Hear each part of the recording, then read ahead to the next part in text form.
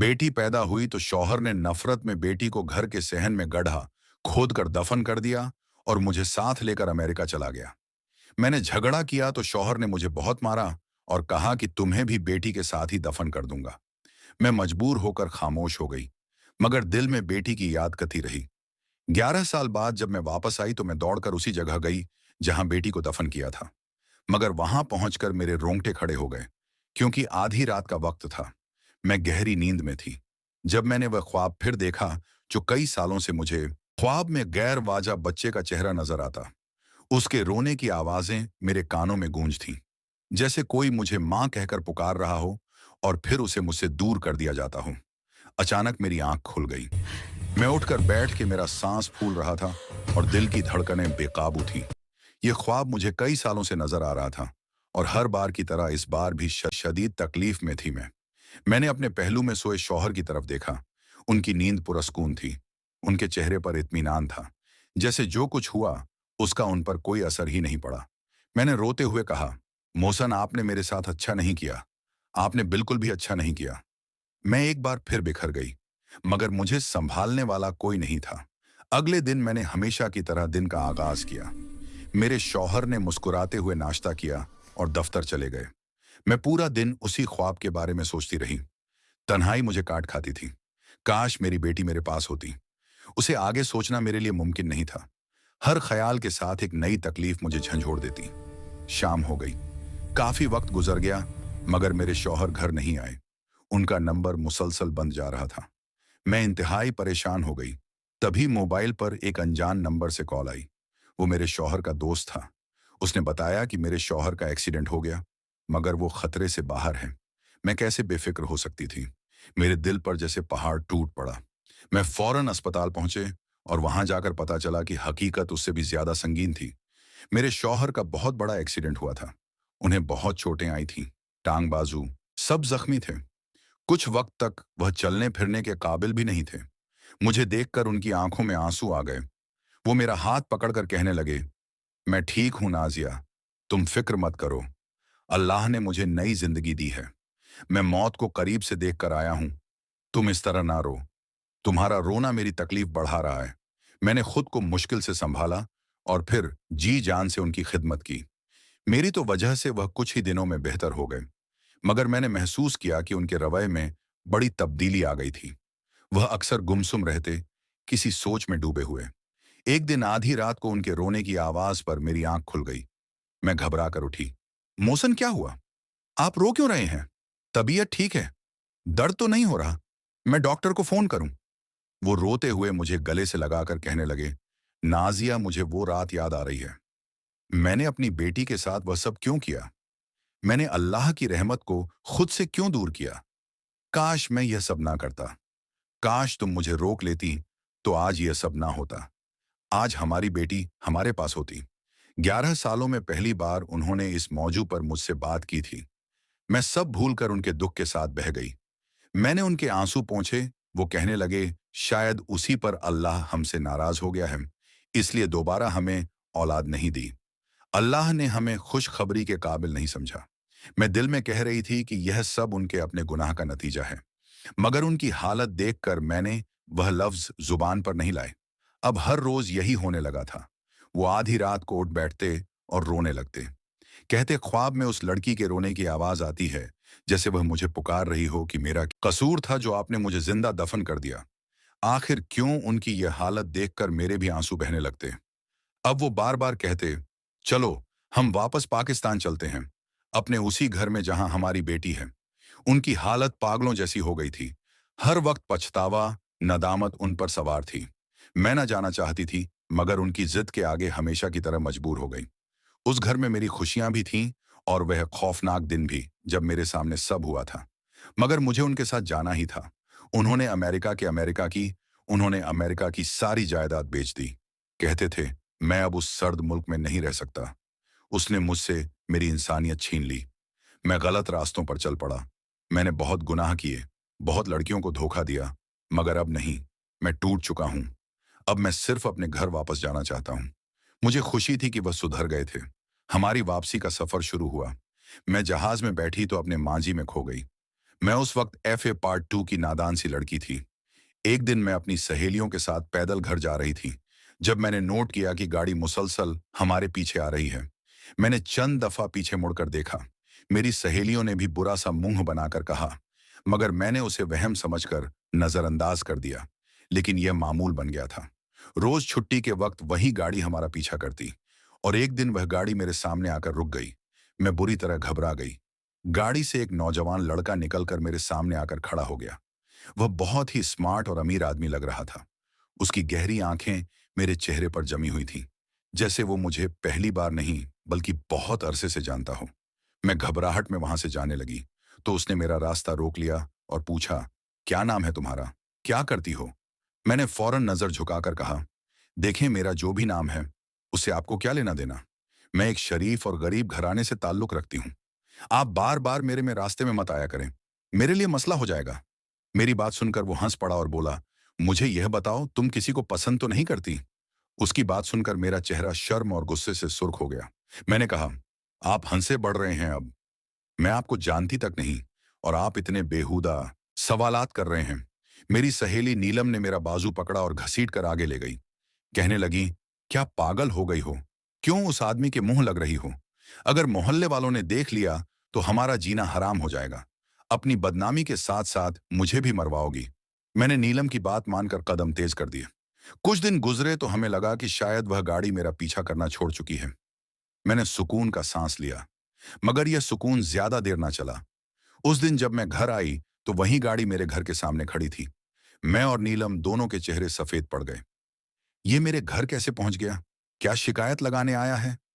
उस दिन जो मैंने उसे डांटा था, नीलम ने डरते हुए कहा, अल्लाह खैर करे, अगर इसने कोई गलत बात कर दी तो तुम्हारे अब्बू तो किसी को नहीं छोड़ते। मैं सहम कर आहिस्ता आहिस्ता घर में दाखिल हुई तो अम्मी का चेहरा खुशी से धमक रहा था, और जब मैं किचन में आई तो डर के मारे मेरा दिल बैठ गया, क्योंकि मैंने किचन के दरवाजे के पास से गुजरते हुए उसी लड़के की आवाज सुनी। वो कह रहा था कि मैं दुनिया में अकेला हूं। मेरे माँ बाप रोड एक्सीडेंट में मारे गए, इसलिए मैं खुद रिश्ता लेकर आया हूं। मैं आपकी बेटी को बहुत खुश रखूंगा, उसे कभी किसी चीज की कमी नहीं होने दूंगा। तब मुझे यकीन हो गया कि वो मेरे घर रिश्ता लेकर आया है। अम्मी ने भी उस बात की तस्दीक कर दी। मैं शौक में थी। यह कैसे मुमकिन था? सिर्फ चंद दफा देखकर वह मुझसे शादी करने का फैसला कैसे कर सकता है?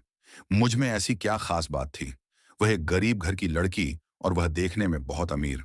अम्मी अब्बू ने ज्यादा सोचने का मौका ही नहीं दिया। मेरी रजा जाने बगैर मोहसन के साथ मेरी शादी तय कर दी। एक महीने के अंदर अंदर मैं दुल्हन बनकर उसके घर आ गई। दिल में हजारों वसवसे कर मोहसन की मोहब्बत ने मेरा हर डर खत्म कर दिया। वो मेरा बहुत ख्याल रखता। इतनी बड़ी हवेली, इतने नौकर, जाकर मुझे कोई काम ही नहीं करना पड़ता था। शाम को वह मुझे घुमाने ले जाता था। जल्दी ही मुझे खुशखबरी भी मिल गई कि मैं मां बनने वाली हूं। मोहसन बहुत खुश था, मगर एक दिन उसने अजीब बात कही कि उसे बेटी नहीं चाहिए, उसे सिर्फ बेटा चाहिए। उसने कहा, अगर बेटी हुई तो वह उसे मार डालेगा। मैं उसकी बात सुनकर पत्थर की हो गई। बेटा नेमत है तो बेटी रहमत। मगर मोहसन का चेहरा खौफनाक हो गया, और फिर कुछ देर बाद वह खुद ही नरम पड़ गया। माफी मांग ली, मगर कुछ अरसे बाद उसने फिर वही बात दोहराई, तो मैं खौफजदा हो गई कि अगर ऐसा हुआ तो क्या होगा। मगर मैंने खुद को दिलासा दिया कि वह कभी ऐसा नहीं करेगा। मगर जब अल्लाह ने मुझे बेटी से नवाजा तो वह खुश होने की बजाय गुस्से से पागल हो गया। अस्पताल से घर पहुंचते ही उसने मेरी बेटी को मेरे हाथों से छीना और बाहर ले गया। मैं उसके पीछे भागी, मगर उसे सहन में गड्ढा खोदकर मेरी बेटी को जिंदा ही दरगोर कर दिया। मैं चीखती रही, हाथ जोड़कर कहती रही, खुदा के लिए ऐसा मत करे। मगर उस पर कोई असर नहीं हुआ, और फिर वह मुझे अंदर घसीट कर ले गया। चंद दिन बाद वह मुझे लेकर बैरूने मुल्क चला गया। वक्त ऐसे ही गुजरता गया, मगर मेरे दिल की तड़प न कम हुई। एक दिन मैंने उसे अपने एक दोस्त से कहते सुना कि मैंने अपनी बेटी इसलिए मार दी क्योंकि मुझे कहा गया था कि जो गुनाह मैं करता हूं वो मेरी बेटी भी करेगी। मैंने औरतों को धोखा दिया, गलत ताल्लुकात रखे। अगर बेटी बड़ी होती तो वह भी गलत होती, इसीलिए उसे मारना जरूरी था। ये सुनते ही मेरे कदमों तले से जमीन निकल गई। मेरा शौहर जानी था और अपनी बदकारी की सजा बेटी को दे गया। मैंने पूरी रात रोते गुजारी।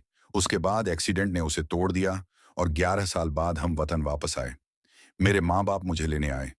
मैं उनके गले लगकर फूट फूट कर रोई। अगले दिन हम अपने घर आए। जैसे ही मैंने दहलीज पार की तो मेरी नजर उसी जगह पर पड़ी जहां वो मासूम दफन थी। मैं वहीं बैठ गई और जमीन हाथों से खोदने लगी। मैं बिलक बिलक कर अपनी बेटी को पुकार रही थी।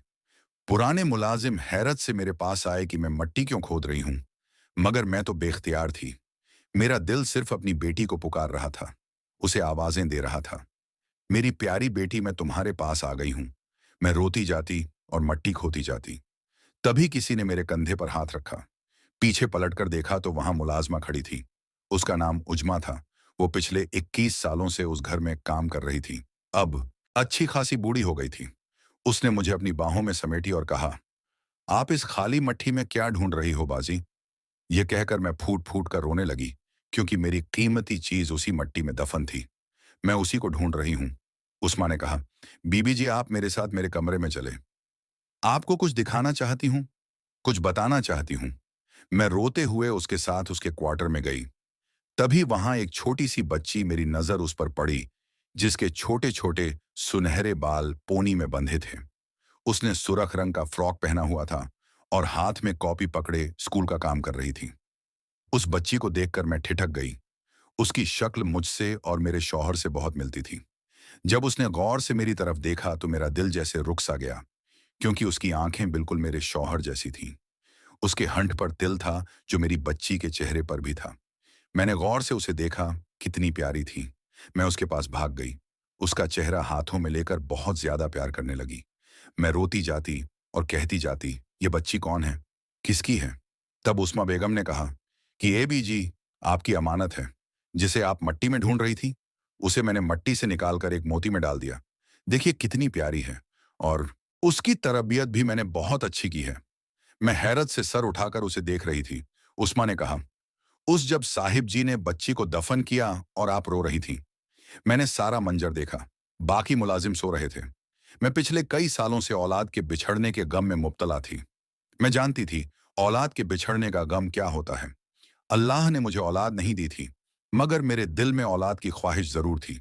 जैसे ही आप लोग वहां से गए, मैं बच्ची को लेकर जल्दी से क्वार्टर में गई। अल्लाह का शुक्र है कि बच्ची बच गई। मैं उसे डॉक्टर के पास लेकर गई और फिर घर वापस आकर अपने क्वार्टर में छुपा दिया। मैंने साहिब जी से कहा कि कोई दिन गांव जाना है, एक शादी है। साहिब जी ने मुझे छुट्टियां दे दी। मैं बच्ची को लेकर गांव गई।